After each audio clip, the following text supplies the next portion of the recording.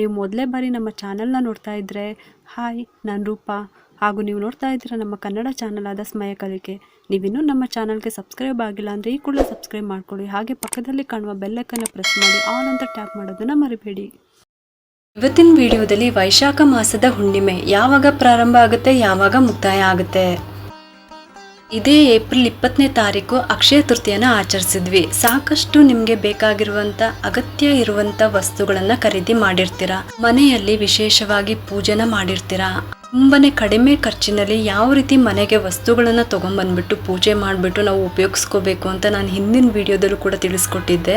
ಆದರೆ ಕೆಲವರು ಅವ್ರದ್ದೇ ಆದ ಸಮಸ್ಯೆಗಳಿಂದ ಮಾಡೋದಕ್ಕಾಗಿರೋದಿಲ್ಲ. ಅಂದರೆ ಏಪ್ರಿಲ್ 20ನೇ ತಾರೀಕು ಅಕ್ಷಯ ತೃತೀಯ ದಿನ ಕೆಲವರು ನಾನಾ ಕಾರಣಗಳಿಂದ ಮಾಡೋದಕ್ಕೆ ಆಗಿರೋದಿಲ್ಲ.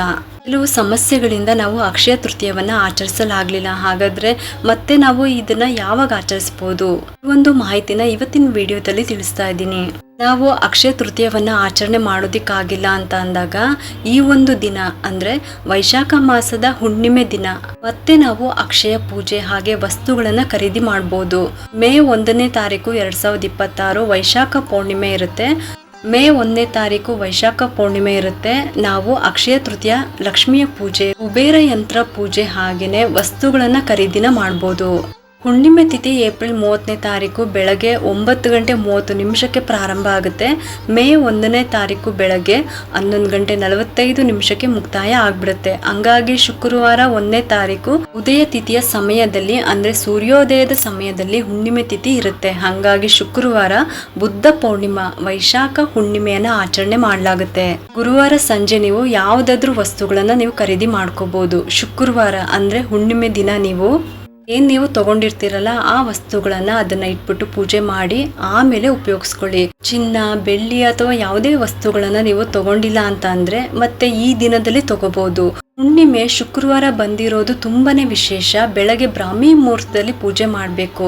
ಬೆಳಗ್ಗೆ 4:30 7 ಗಂಟೆ ಒಳಗಾಗಿ ಪೂಜೆ ಮಾಡಿ. ಬೆಳಗ್ಗೆ ಮಾಡೋದಿಕ್ಕಾಗಿಲ್ಲ ಅಂತ ಅಂದ್ರೆ ಸಂಜೆಯ ಗೋಧೂಳಿ ಸಮಯದಲ್ಲಿ ಮಾಡ್ಬೋದು. ಆದ್ರೆ ಈ ಸಮಯದಲ್ಲಿ ಹುಣ್ಣಿಮೆ ತಿಥಿ ಮುಗ್ದಿರುತ್ತೆ.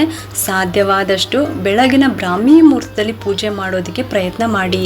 ಬೆಳಗ್ಗೆ 7 ಗಂಟೆ ಒಳಗಾಗಿ ಪೂಜೆ ಮಾಡೋದು ತುಂಬಾನೇ ಶ್ರೇಷ್ಠವಾದದ್ದು. ಈ ಸಲ ಅಕ್ಷಯ ತೃತೀಯ ದಿನನೂ ಕೂಡ ಅಷ್ಟೇನೆ ಸೋಮವಾರ ಎಲ್ಲರೂ ಕೂಡ ಬೆಳಗಿನ ಬ್ರಾಹ್ಮಿ ಮುಹೂರ್ತದಲ್ಲಿ ಪೂಜೆ ಮಾಡಿರ್ತೀರಾ. ಅದೇ ರೀತಿ ಈ ಶುಕ್ರವಾರ ಅಂದರೆ ಮೇ 1ನೇ ತಾರೀಕು ಬುದ್ಧ ಪೌರ್ಣಿಮೆ ಅಥವಾ ವೈಶಾಖ ಹುಣ್ಣಿಮೆ ಇರುತ್ತೆ.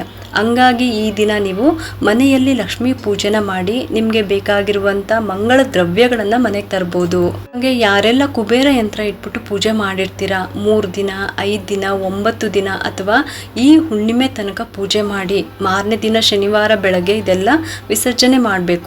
ಅದೆಲ್ಲ ತೆಗೆದಿಟ್ಕೊಂಡು ನೀವು ಕ್ಯಾಶ್ ಬಾಕ್ಸ್ನಲ್ಲಿ ಇಟ್ಕೊಳ್ಳಿ.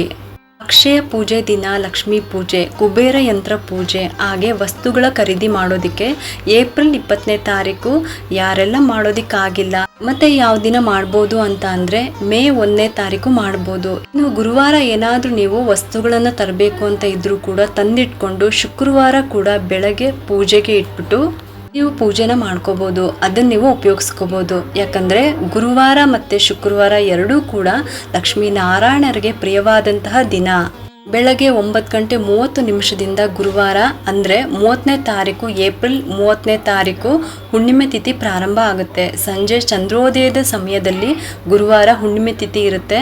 ಹಂಗಾಗಿ ನೀವೇನಾದ್ರೂ ತಗೋಬೇಕು ಅಂತ ಇದ್ರೆ ಗುರುವಾರನೇ ತಗೊಳ್ಳಿ. ಯಾವ ಸಮಯದಲ್ಲಿ ತಗೋಬೇಕು ಅಂತ ಅಂದ್ರೆ ನೀವು ಕ್ಯಾಲೆಂಡರ್ನಲ್ಲಿ ರಾಹುಗಾಲ ಯಮಗಂಡ ಕಾಲ ನೋಡ್ಕೊಳ್ಳಿ. ಅದು ಕಳೆದ್ಮೇಲೆ ನಿಮಗೆ ಅಗತ್ಯ ಇರುವಂತ ವಸ್ತುಗಳನ್ನ ತಂದಿಟ್ಕೊಳ್ಳಿ. ಶುಕ್ರವಾರ ಬೆಳಗ್ಗೆ ಬ್ರಾಹ್ಮಿ ಮುಹೂರ್ತದಲ್ಲಿ ನೀವು ಪೂಜೆ ಮಾಡುವಂತ ಸಮಯದಲ್ಲಿ ನೀವು ತಂದಿಟ್ಟಿರುವಂತ ವಸ್ತುನ ಇಟ್ಬಿಟ್ಟು ಪೂಜೆ ಮಾಡ್ಕೋಬಹುದು. ನೀವು ಅಕ್ಷಯ ತೃತೀಯದ ಲಕ್ಷ್ಮೀ ಪೂಜೆ, ಕುಬೇರ ಯಂತ್ರ ಪೂಜೆನ ಮಾಡ್ಕೋಬಹುದು. ಇಷ್ಟು ಕೂಡ ವೈಶಾಖ ಪೌರ್ಣಿಮೆ ಯಾವಾಗ ಪ್ರಾರಂಭ ಆಗುತ್ತೆ, ಯಾವಾಗ ಮುಕ್ತಾಯ ಆಗುತ್ತೆ, ಮತ್ತೆ ಅಕ್ಷಯ ತೃತೀಯ ದಿನ ಪೂಜೆ ಮಾಡೋದಕ್ಕಾಗಿಲ್ಲ ಅಂತನೋರು ಯಾವ ದಿನ ಪೂಜೆನ ಮಾಡ್ಕೋಬಹುದು ಅಂತ ವಿವರವಾಗಿ ತಿಳಿಸ್ಕೊಟ್ಟಿದ್ದೀನಿ. ಈ ಒಂದು ಉಪಯುಕ್ತ ಮಾಹಿತಿ ನಿಮ್ಗೆ ಇಷ್ಟ ಆಗಿದೆ ಅಂತ ನಾನು ಭಾವಿಸ್ತಾ ಈ ವಿಡಿಯೋನ ಮುಗಿಸ್ತಾ ಇದ್ದೀನಿ. ಈ ವಿಡಿಯೋ ಏನಾದರೂ ನಿಮ್ಗೆ ಇಷ್ಟ ಆಗಿದ್ರೆ ಒಂದು ಲೈಕ್ ಮಾಡಿ, ಶೇರ್ ಮಾಡಿ ಮತ್ತು ಸಬ್ಸ್ಕ್ರೈಬ್ ಮಾಡಲು ಮರಿಬೇಡಿ. ಯಾಕಂದರೆ ನೀವು ಮಾಡೋ ಒಂದು ಸಬ್ಸ್ಕ್ರೈಬಿಂದ ನಮ್ಮಂತಹ ಸಣ್ಣ ಸಣ್ಣ ಚಾನಲ್ಸ್ಗೆ ಒಂದು ಸಪೋರ್ಟ್ ಮಾಡ್ದಂಗೆ ಆಗುತ್ತೆ. ಮತ್ತೆ ಸಿಗ್ತೀನಿ ಮುಂದಿನ ಹೊಸ ವಿಡಿಯೋದೊಂದಿಗೆ ಅಂತ ಹೇಳ್ತಾ ಈ ವಿಡಿಯೋನ ಮುಗಿಸ್ತಾ ಇದ್ದೀನಿ. ಸರ್ವೇ ಜನ ಸುಖಿನೋ ಭವಂತು.